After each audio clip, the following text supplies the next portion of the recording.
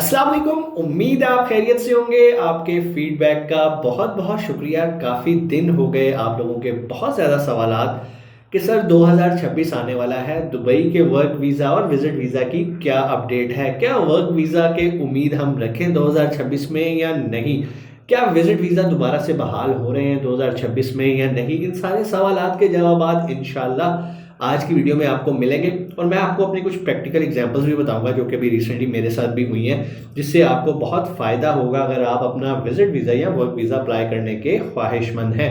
Video पूरी देख लेंगे तो आपको फ़ायदा होगा, अदरवाइज़ अगर आप आधी बात सुन के जाएंगे तो आपका फ़ायदा नहीं होगा, बल्कि आप किसी नुकसान के शिकार भी हो सकते हैं।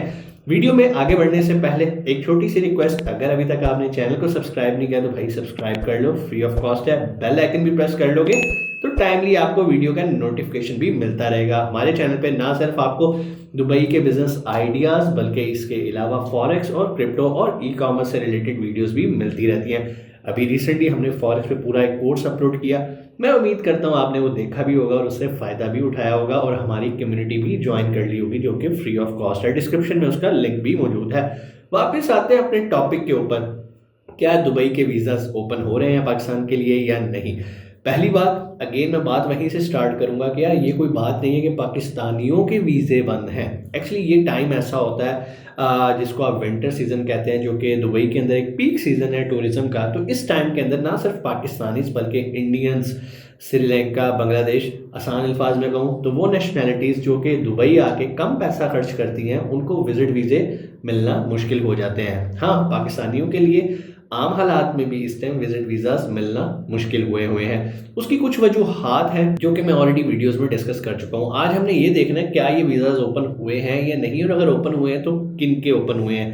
भाई सबसे पहली चीज़, एक चीज़, मैंने अभी अपनी मदर का विजिट वीज़ा अप्लाई किया उन्हें दुबई बुलाने के लिए, तो बाआसानी 24 आवर्स के अंदर तकरीबन वीज़ा निकल आया। शायद उसकी कुछ वजूहात ये भी थी कि उनकी एज जो कि नॉर्मल क्राइटेरिया 60 ईयर प्लस हैं वो, तो उनका इजीली वीज़ा निकल आया, कोई भी ज़्यादा परेशानी नहीं हुई। डॉक्यूमेंट्स वही सिंपल लगे, उनकी एक वाइट बैकग्राउंड के साथ पिक्चर चाहिए थी। हाँ, उनकी बैंक स्टेटमेंट भी लगी इस बार, पासपोर्ट की कॉपीज़ लगी, जो जो रिक्वायरमेंट्स होती हैं वो लगी, और सिंपल तरीके से, बड़े नॉर्मल तरीके से तकरीबन 320 दिरहम्स की फ़ीस लगी और उनका वीज़ा आसानी से निकल आया। अब यहाँ पर सवाल आता है क्या बाकी लोगों के भी ओपन हो रहे हैं। तो अभी रिसेंटली मेरे कुछ दोस्तों ने, अभी ये मैंने जैसे आपको बताया कि दुबई के अंदर एक इवेंट था बाइनेंस का, बाइनेंस ब्लॉकचेन वीक हुआ, जिसमें बहुत सारे मेरे फेलो केवल्स, बहुत सारे फेलो यूट्यूबर्स ने आना था, लेकिन वीज़ा ना लगने की वजह से वो लोग नहीं आ सके और हमें नहीं ज्वाइन कर सके।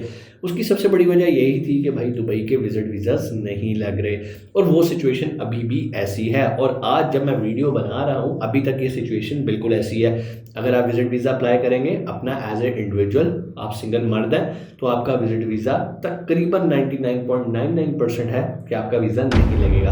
अब वीज़ा लगने का क्या तरीकाकार है, क्योंकि वहाँ पर कुछ मेरे पाकिस्तानी दोस्त आए भी थे जिनका वीज़ा लगा भी था। वो वीज़ा ये था, और वाहिद इस टाइम एक हल मौजूद है, और वो ये है कि आप अपनी फैमिली के साथ विजिट वीज़ा अप्लाई कर सकते हैं। वो जो एक भाई आए थे वहाँ पर, उन्होंने जो अपना विजिट वीज़ा अप्लाई किया था वो अपनी स्पाउस के साथ अप्लाई किया था और उनका वीज़ा लग गया था। लेकिन यहाँ पर भी मैं एक बात बताऊँ, अभी रिसेंटली बहुत ज़्यादा फैमिली वीज़ाज़ भी रिजेक्ट हो रहे हैं, क्योंकि पाकिस्तानियों के पास एक यही रास्ता बचा था। तो इस वजह से अब इस रास्ते पे भी सख्तियां होना शुरू हो गई हैं। अब यहाँ पर कुछ एजेंट हजरात आ जाते हैं, मैं किसी को जानता नहीं, ना मैं किसी को रिकमेंड करता हूँ, लेकिन सुनने में ज़रूर आया, क्योंकि एक दो दोस्तों ने जिन्होंने ये वीज़ा लगवाया उन्होंने बताया कि यार पहले हमने नॉर्मल अप्लाई किया, हमारा रिजेक्ट हो गया, फिर एक बंदा था उसने डन बेस पे हमारा वीज़ा लगवा दिया, लेकिन उसने 2.5 लाख रुपये भी ले लिए। तो भाईजान, एक तो 2.5 लाख रुपया बहुत ज़्यादा है। जैसे कि मैंने अभी आपको बताया कि अभी रिसेंटली मैंने अपनी मदर का अप्लाई किया है, जिसकी फ़ीस तकरीबन 320 दिरहम्स के अराउंड थी। 300 दिरहम भी लगा लो, 80 का भी आप दिरहम लगा लो, तो 8 दिए 24 हज़ार से ऊपर का वीज़ा नहीं है, और 2.5 लाख रुपया लेना भाई टू मच, ठीक है। और ये डन बेस कुछ भी नहीं होता भाईजान, आपका अगर लगना है तो लगना है, नहीं लगना, उन्होंने भी ट्राई करनी है ना, उन्होंने भी सिंपल आपका डाटा एंटर करके अप्लाई करना है, लग गया तो लग गया, नहीं लगेगा तो नहीं। अगर तो उनका भी किस्मत में 2.5 लाख लिखे हुए तो उनके मिल जाएंगे। तो भाईजान अभी सिचुएशन फिलहाल ऐसे ही है विजिट वीज़ास की। अब बात करते हैं वर्क वीज़ा की। वर्क वीज़ा इस टाइम जो कि बहुत इंपॉर्टेंट, मेरे खुद फैमिली के अंदर बहुत सारे दोस्त अहबाब जिनको मैं पहले कहता था कि यार दुबई आ जाओ, अपना कैरियर शिफ्ट कर लो पाकिस्तान से, लेकिन वो मेरी बात नहीं मानते थे, नहीं सुनते थे। और अब वही दोस्त अहबाब मुझे ये कहते हैं कि सर हमें कोई तरीका बताएं, हम दुबई मूव होना चाहते हैं। तो भाई इस टाइम सिचुएशन ये है कि पहले जो एक तरीकाकार होता था कि आप विजिट वीज़ा पे आते थे दुबई के अंदर और दुबई में आके जॉब हंटिंग करते थे और मोस्ट प्रोबेबली आपको जॉब मिल भी जाती थी। तकरीबन 70% लोगों को जॉब मिल जाती थी। हाँ, वो लोग जो पाकिस्तान से बैठ के अप्लाई करते थे उनको तो ना होने के बराबर मिलती थी। हाँ, कोई फील्ड ऐसी हो, कोई बड़ी टेक्निकल फील्ड हो जो कि वहाँ पर वॉक इन उनके पास कोई इंटरव्यू देने के लिए नहीं आ रहा तो फिर चांसेस होते थे। अब बात करते हैं वर्क वीज़ा की। भाई विजिट वीज़ा वाली ऑप्शन तो ख़त्म हो गई। 2.5 लाख रुपए का वीज़ा लेके जाना जॉब हंटिंग के लिए कोई अक्लमंदी की बात नहीं है। और यहाँ पे सिर्फ 2.5 लाख रुपए का विजिट वीज़ा नहीं है मेरे भाई। जब आपने एयरपोर्ट पे ट्रैवल करना है ना, तो आपने जिसके साथ वीज़ा अप्लाई किया ना, अगर स्पाउस के साथ किया और साथ आपके कोई बच्चा भी है तो आपने उन सबके साथ ट्रैवल करना है। अदरवाइज़ आपको पाकिस्तान एयरपोर्ट से ही वापस भेज देंगे। और अगर आपकी यहाँ कोई जान पहचान है भी और आप यहाँ से निकल भी जाते हो तो भाई दुबई एयरपोर्ट से आपको वापस भेज देंगे, क्योंकि आपने जो वीज़ा अप्लाई किया था वो एक group as a family visa apply किया था। तो बहुत सारे लोग डेढ़ साने बनते हैं कि भाईजान कोई मसला ही नहीं है, 2.5 लाख रुपये दे दिया, जाएंगे हम अकेली। तो भैया आप जैसे जाएंगे ना वैसे ही वापस आ जाएंगे। अब जस्ट इमेजिन आपको फैमिली के साथ जाना पड़े। आजकल आपको पता है पीक सीज़न है, आपको होटल्स, फूड, ट्रांसपोर्टेशन, अच्छा खासा महंगा खर्चा है। अगर आप सिर्फ जॉब हंटिंग की नीयत से जा रहे हैं, घूमने फिरने जा रहे हैं, तो भाईजान फिर जिनके पास पैसा उनके लिए 2.5 लाख भी कुछ नहीं है। लेकिन मैं आपको एक जनरल बात बता रहा हूँ, कोई 2.5 मांग रहा है, कोई 2 मांग रहा है, कोई 3 मांग रहा है, मार्केट की आवाज़ है, मैं किसी को नहीं जानता, जस्ट आवाज़ें सुनी है। अब आते हैं वर्क वीज़ा कैसे हासिल करें। भाई इस टाइम अगर ऑनेस्टली मैं आपको बताऊं तो वर्क वीज़ा जो पुराना मेथड था वो तो हो गया ख़त्म। अब जो मेथड बचता है वो ये है कि आपका कोई जानने वाला हो किसी ऐसी कंपनी के अंदर जो कि वाकई एक वेल रिप्यूटेड कंपनी हो, वेल रिप्यूटेड कंपनी, और वहाँ पर वाकई कोई वैकेंसी भी मौजूद हो।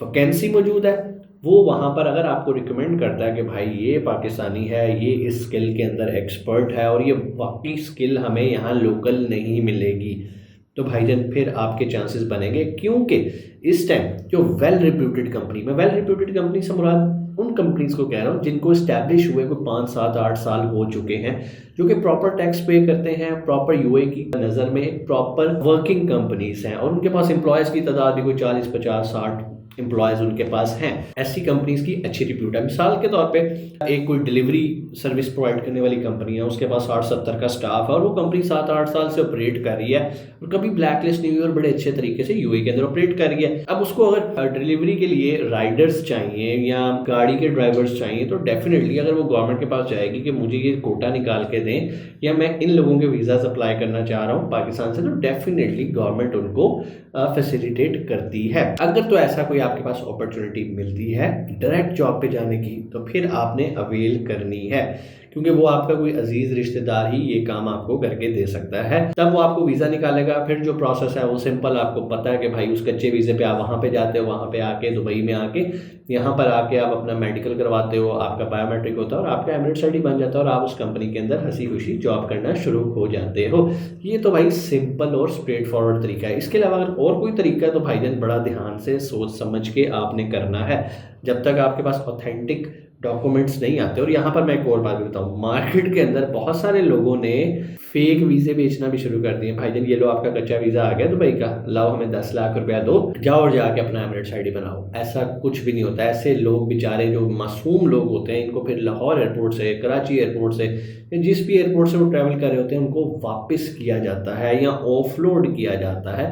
तो बराए मेहरबानी किसी भी ऐरे गैरे या किसी ऐसे बंदे पे आपने ट्रस्ट नहीं करना जिसको आप ना जानते हो। किसी अपने बंदे को इस तरह के पैसे नहीं देने जिस पे आप ट्रस्ट नहीं करते, क्योंकि इस तरह इस टाइम मार्केट में बहुत ज़्यादा आपको जो भी आप कहें लोगों को बेवकूफ़ बना के पैसे घेरने का तरीका है। सीधा सीधा तरीका आपको मैंने बता दिया। अगर कोई आपका जानने वाला है वो आपको वहाँ से ऑफर लेटर निकलवा के दे सकता है, आपका वीज़ा निकलवा के दे सकता है, तब आपने जाना है। अदरवाइज़ अगर आपको लगता है आप विजिट वीज़ा लेके जाके वहाँ पे जॉब हंटिंग करोगे, भाईजान इस टाइम दुबई के अंदर भी जॉब की जो कंडीशंस है ना वो बहुत टाइट है, ठीक है। क्योंकि वहाँ पे ऑलरेडी जो लोग थे और जो वापस नहीं आना चाह रहे वो जॉब स्विच कर रहे हैं, वो आपस के मामला ही वहाँ पर पूरे हो जाए ना तो बड़ी बात है। यस, कुछ फील्ड ऐसी हैं जहाँ पर बहुत ज़्यादा डिमांड है, जैसे रियल स्टेट बहुत तेज़ी से ग्रो कर रही है, आए दिन वहाँ कंपनीज बन रही हैं, लोगों को वहाँ पे सेल्स एजेंट चाहिए। बट प्रॉब्लम क्या है, वो जो कंपनीज़ बन रही हैं ना, वो न्यू कंपनीज़ हैं, उनके पास स्टाफ की तादाद 4-4, 5-5, 6-6 है। हाँ, जो वेल रिप्यूटेड कंपनीज़ हैं, जिनका स्टाफ जैसे मैंने आपको बताया 50, 60, 70 से ऊपर का है, वो अगर 2-4 लोग और भी बुलाते हैं, तो उनके वीज़ा निकलने के चांसेस बेहतर हो जाते हैं। तो ये थी भाई आज तक की अपडेट। उम्मीद है चीज़ें आपको समझ में आई होंगी। कोई भी सवाल कमेंट सेक्शन में आके आप पूछ सकते हैं। इंशाअल्लाह आपसे मुलाकात होती है अगली वीडियो में, और मेरी बेस्ट विशेज़, मेरी टीम की तरफ से बेस्ट विशेज़, आने वाला साल आप लोगों के लिए खैर और बरकतों वाला हो। इंशाल्लाह आपसे मुलाकात होगी अगली वीडियो में। अपना बहुत सारा ख्याल रखिएगा। पाकिस्तान जिंदाबाद।